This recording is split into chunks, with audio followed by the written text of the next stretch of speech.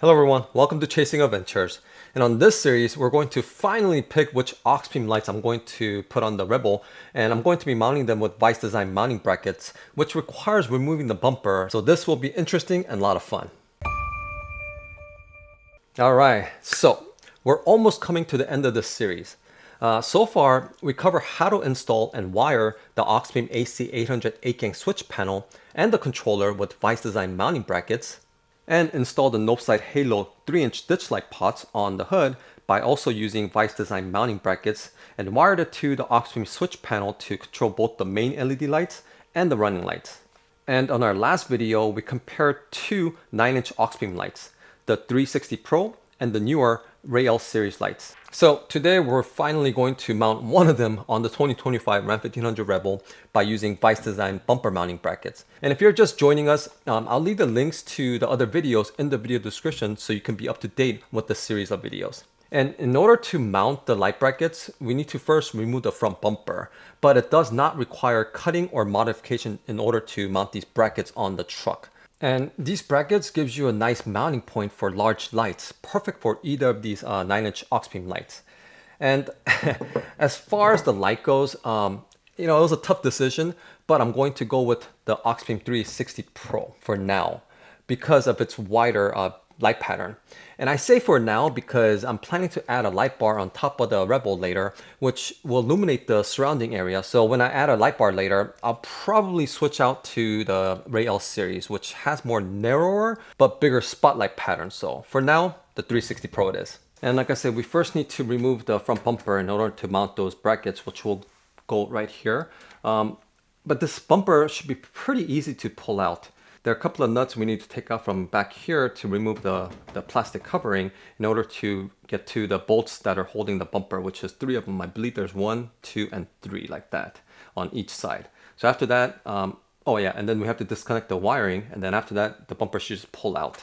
Okay, so in the wheel well, there's 1, 2, and 3 bolts down there we need to take out. And these 2 bolts down here, they don't need to be removed. They're just going to be loosened enough for the plastic panel to go into that circle spot, and they'll just kind of pull out.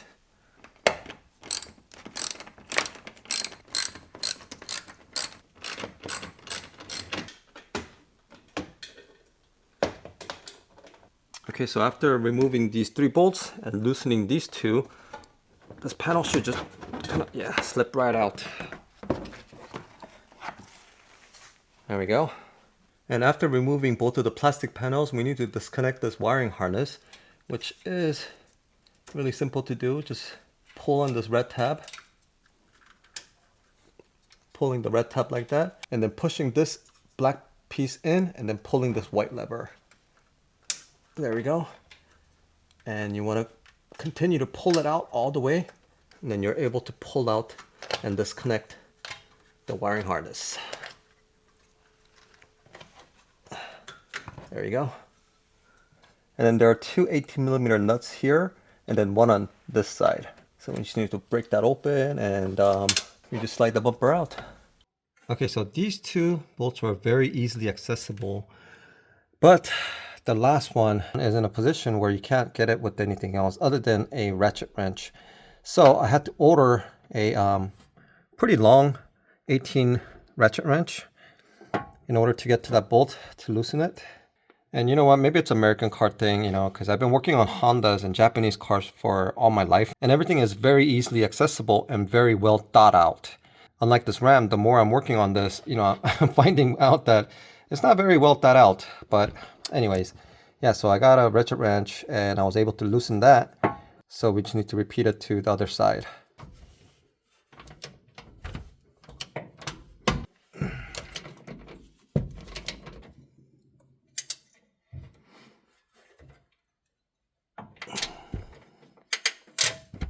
And by the looks of this, there are another wire connectors here on the passenger side, and it is connected to the bumper and the frame of the truck.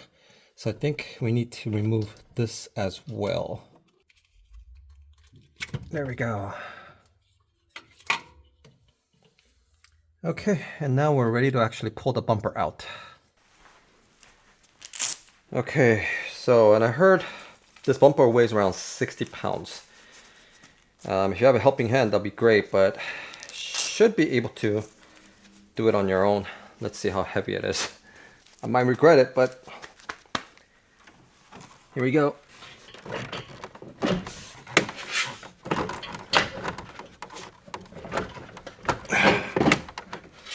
Oh boy. This is gonna be a pain in the butt to put it back though.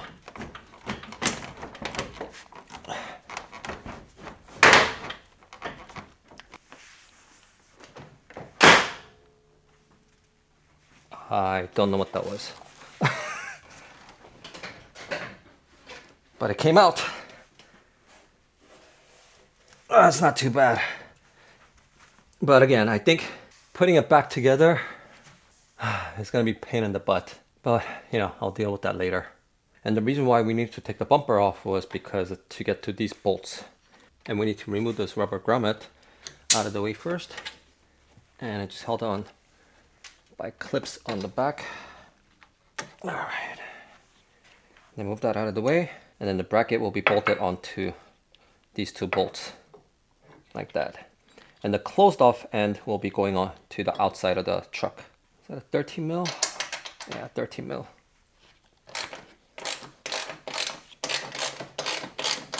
Okay, and just take these two bolts out and then put the bracket and tighten them. But before we do that, we need to put this supporting bracket on here like this, and then use the included carriage bolt. Slide them in through here and bolt it down. And then after that, put the rubber bump stops on the bottom side of the supporting bracket. Okay, so they're both in, and now we could bolt down the bracket onto the bumper.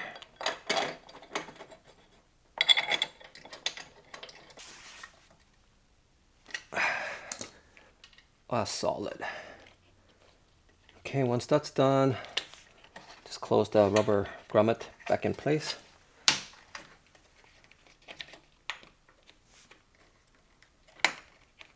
There you go. And then we just have to press the supporting bracket down and then tighten it down. And it's a 10 mil.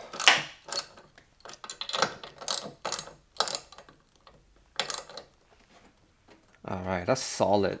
Wow. Adding that supporting arm is a genius idea. Now we just gotta repeat it to the passenger side. And while I had the bumper off, I wanted to tint the fog lights yellow, so I'm just gonna remove these two bolts, and there's two bolts down here, and then I should be able to remove this fog light assembly out and then tint the fog lights yellow.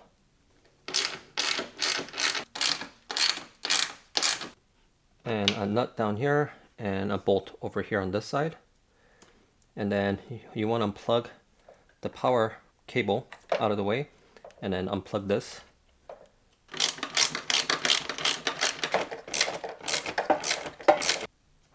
There's a clip up here, and this bolt is preventing it from pulling out. I think I might have to kind of lift or push it down while I'm doing this. Okay.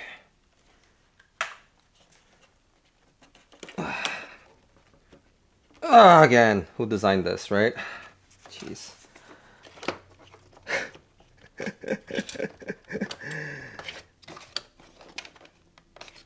Genius. So this is the tab that needed to be pried out from the bumper, so I pried it out with the flathead screwdriver. And after that, you're able to lift it out from this bolt.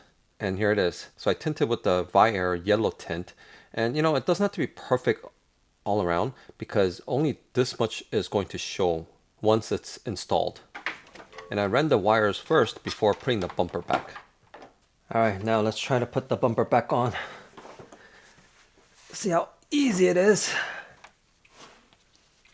Let me move this wire out of the way first. All right, here we go.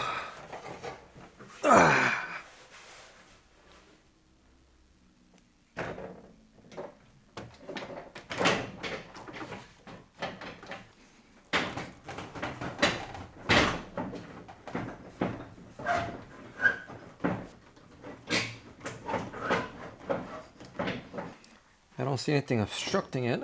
Why isn't it going in? Feels like something is stuck on there. It's not letting the bumper get lifted and go on. Let me take it out and see. I feel like this bar here is getting pushed against this thing here. So I think it has to clear this part first.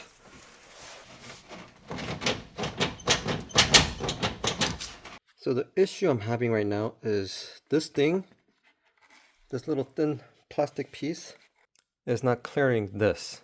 And this needs to go behind that plastic piece and seat it behind it. But right now it's barely on, like, you can see the markings here, it's barely grazing this. And I need to move this in like another, I would say about a ½ inch. But the only problem is the studs are lining up right here. And it won't let me go any further in order for me to put the bumper in order to clear this. But since this is in the way, and the studs are right here, and it won't let me go any further than that. And this is a hard plastic. And I think this whole thing is framed out like this. So I don't know if I am going to able to even remove this, even if I move the front grille out. And per Vice Design instructions, it just says reinstall the bumper with the help of a friend. Tip, use a box head wrench to help guide bumper stud into the frame hole. And this looks like it's also on a 2025 Rebel, but doesn't say anything about removing the grille out of the way. So maybe I'm doing something wrong. I don't know. Let me keep at this. Okay, so I tried everything. It's not coming out. And the last thing I'm going to try to do is remove this brace. And hopefully by removing this, it'll give some flex to this brace here. I mean, I highly doubt it, but I'm running out of options. So, you know, that's the last thing I'm going to try to do.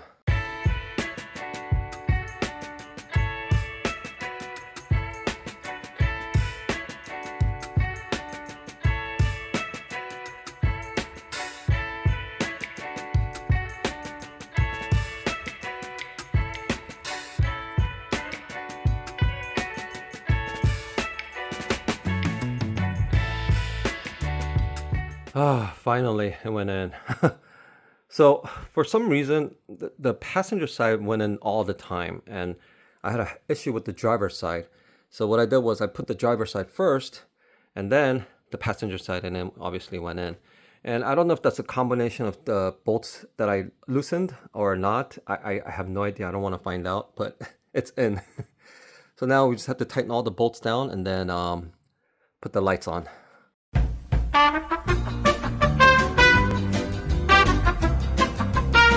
Sorry about that. I lost the audio for some reason, but I tried putting the bolt that came with the Auxbeam, and it was too large and wouldn't fit in the Vice Design mounting bracket hole. But luckily I had a small bolt laying around, and it's the A2-70, and it worked out perfectly. And plug the wire to the 360 Pro and mount it to the bracket. And it is pretty solid. And here's how it looks mounted on the bumper.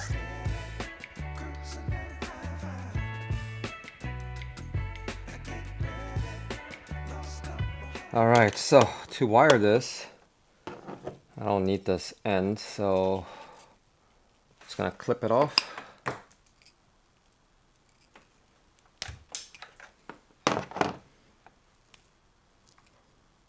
And then I'm gonna run it on number 2. And this is what the fog light looks like.